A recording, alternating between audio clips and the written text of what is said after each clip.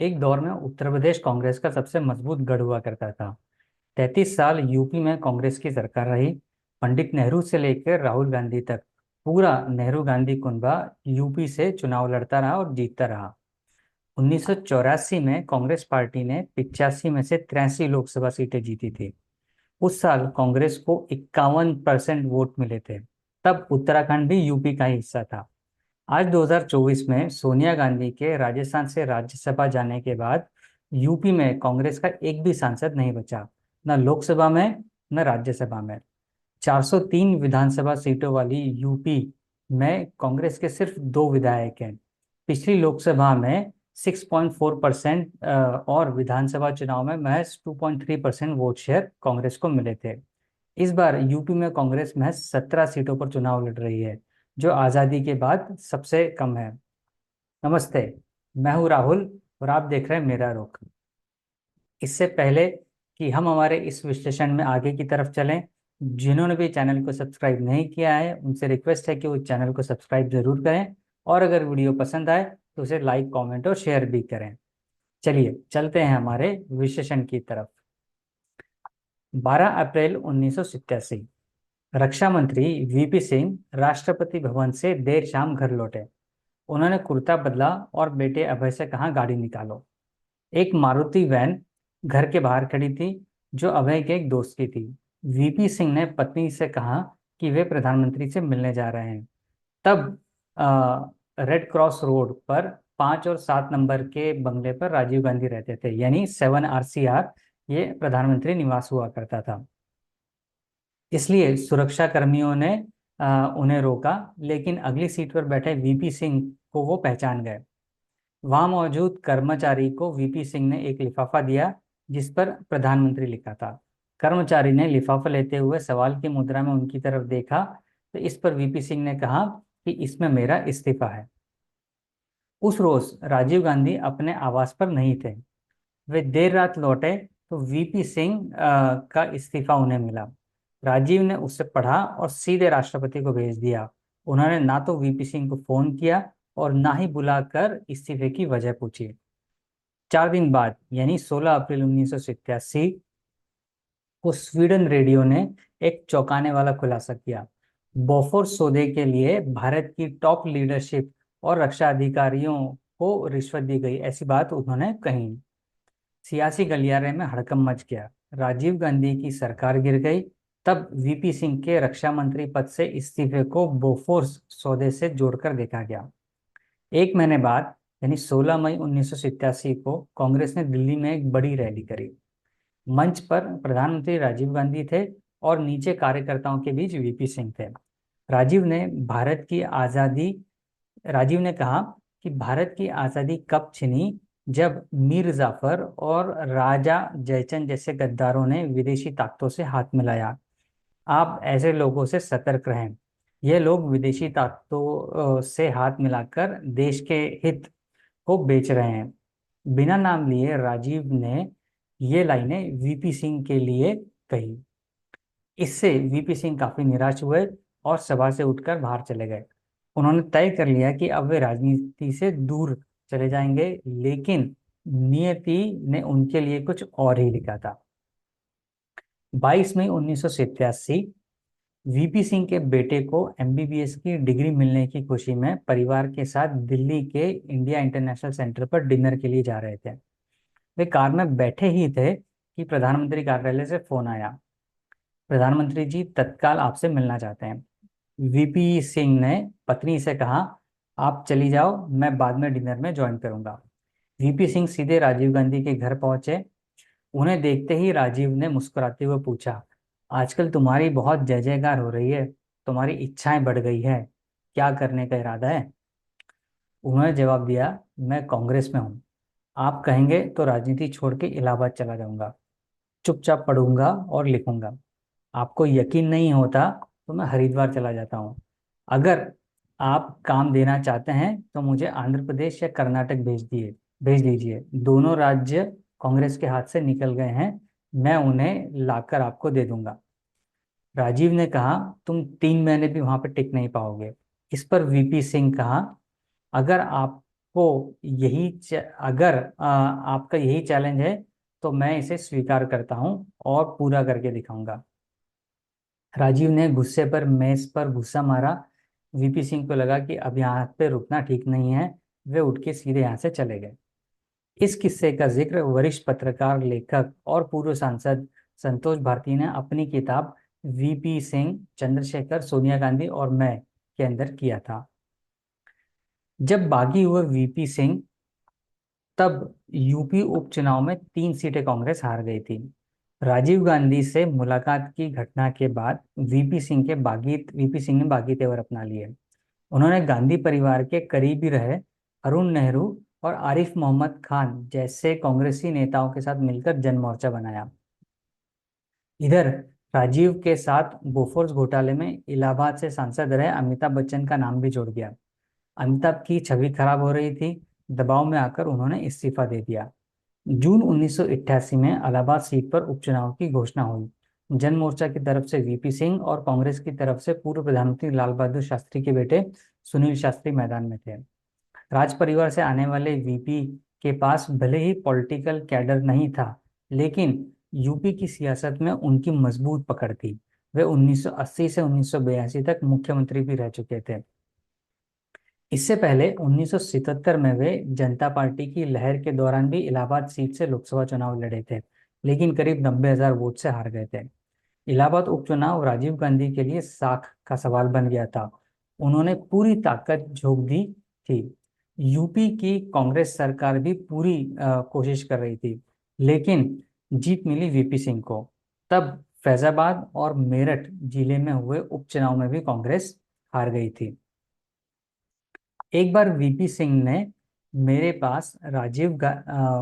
एक बार वीपी सिंह ने कहा था कि मेरे पास राजीव गांधी के स्विस बैंक का अकाउंट नंबर है, तो दबाव में आ गए थे राजीव गांधी।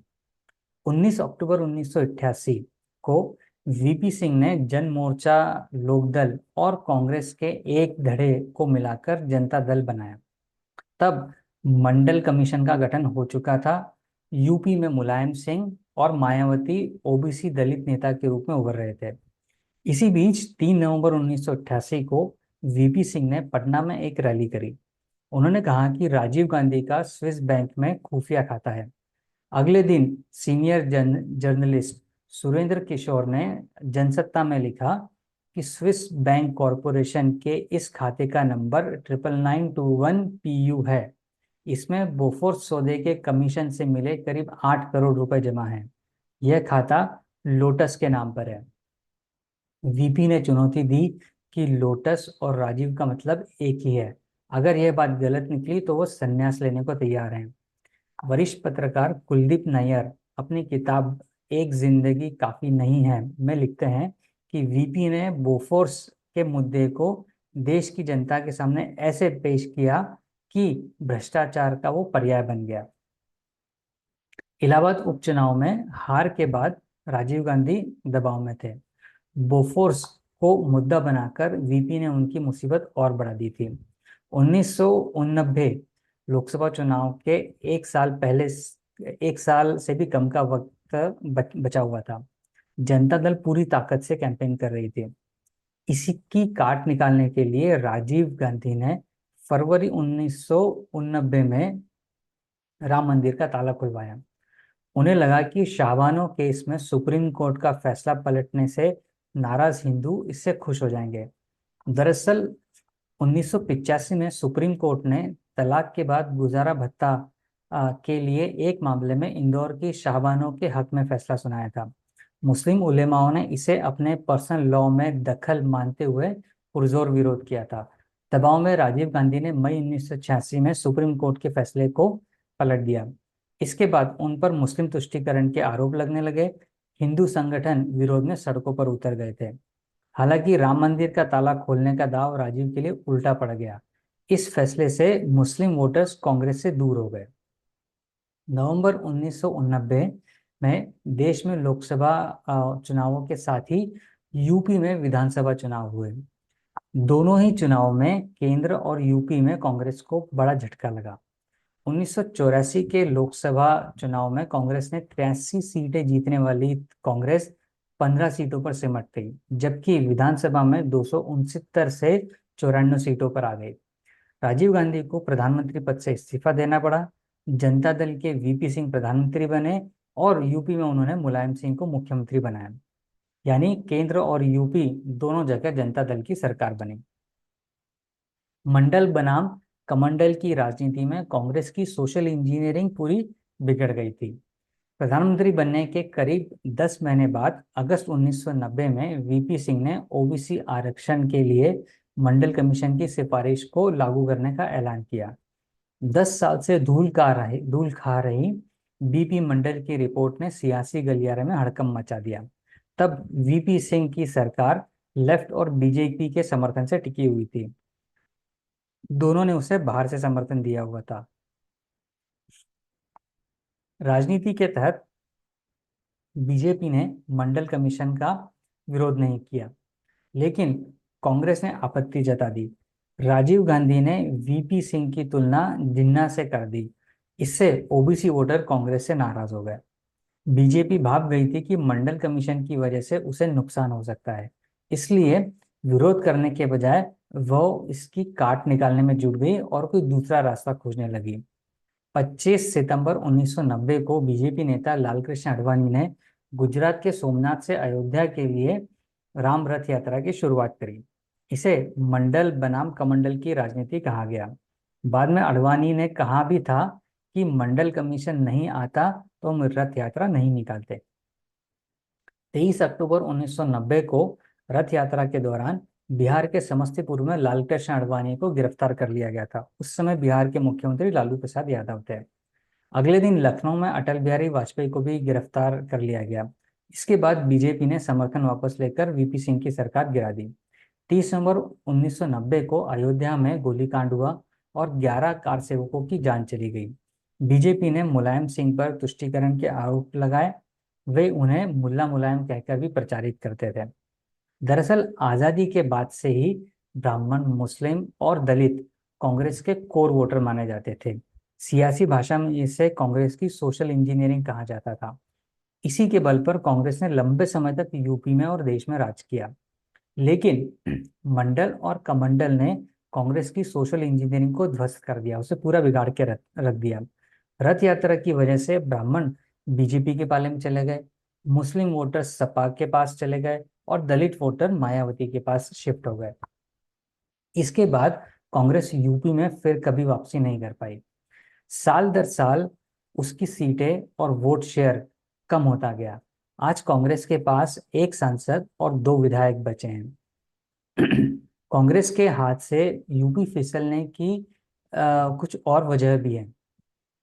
पॉलिटिकल एनालिस्ट नवीन जोशी बताते हैं कि कांग्रेस की हार का सबसे बड़ा कारण है उसने वक्त के साथ खुद को नहीं बदला।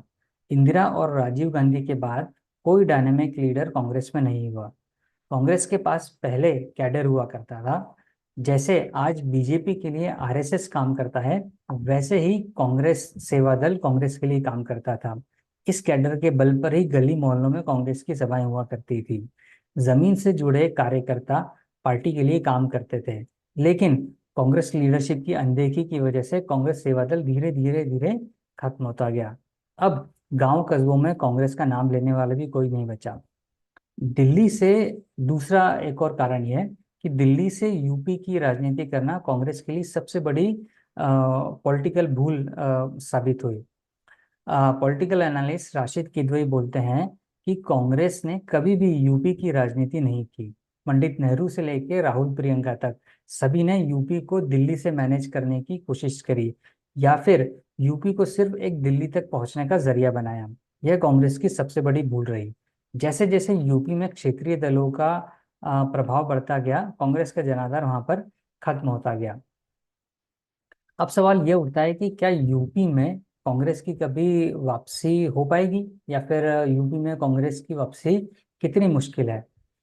मेरे हिसाब से मेरा रुख ये कहता है कि गणित के हिसाब से कांग्रेस यूपी में लोकसभा और विधानसभा दोनों ही चुनाव में सबसे खराब दौर से गुजर रही है। कांग्रेस ने 1952 में यूपी विधानसभा में 388 सीटें जीती थी। उसे 1980 में 309, 1985 में 269 सीटें मिली। लेकिन इसके बाद कांग्रेस कभी भी 3 अंकों को पार नहीं कर पाई। 2022 में तो कांग्रेस सिंगल डिजिट में सिमट गई। कांग्रेस का वापस आना नामुमकिन नहीं है, पर उसे जमीनी स्तर पर बहुत काम करने की जरूरत है। और सबसे इम्पोर्टेंट, उसे हकीकत को जानते हुए समझते हुए फैसले लेने की जरूरत है। तो जरूर कांग्रेस यूपी में और देश में उठ सकती है। अदरवाइज हर चुनाव कांग्रेस के पतन की एक नई परिभाषा ही लिखेगा। ये था आज का विश्लेषण। अगर आपको ये पसंद आया होगा तो इसे लाइक, कमेंट और शेयर करें।